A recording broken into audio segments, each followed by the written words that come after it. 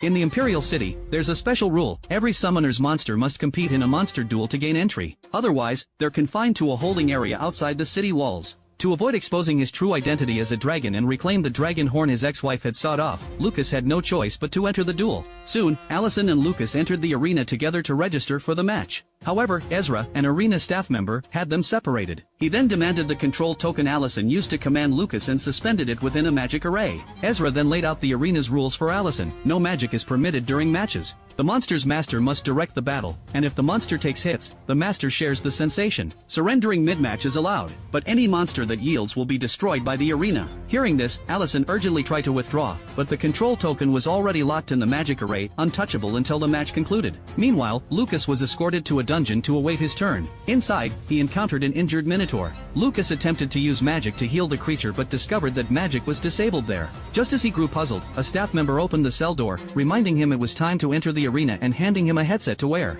Lucas was then led into the combat zone, where the fighting platform floated magically over a bottomless abyss. If an ordinary monster fell, it might survive but would be seriously hurt. With magic banned entirely, raw physical strength became the key advantage. Although Lucas is a dragon, much of his body had been harvested by his ex-wife, reducing his power to less than 1% of his prime. Against a hulking, four-armed monster, he stood no chance. This monster's master, Grayson, had already racked up 6 consecutive wins with his summoned beast, cashing in on exponentially growing rewards. As Lucas geared up to attack, he found himself frozen in place. That's when Allison realized he didn't know the rules and frantically used the communicator to warn him. But Grayson seized the moment, ordering his monster to strike, leaving Allison no opening to explain. So Allison had no choice but to frantically direct Lucas in combat. Since it was their first time in such a contest, their coordination was far from perfect, leaving Lucas completely dominated and overwhelmed by the opposing monster. Realizing that continuing like this would lead to certain defeat, Allison commanded Lucas to keep evading the monster's attacks, hoping to wear it down. Unexpectedly, Grayson had a team behind him, including combat analysts studying Lucas's every move, pinpointing his weaknesses.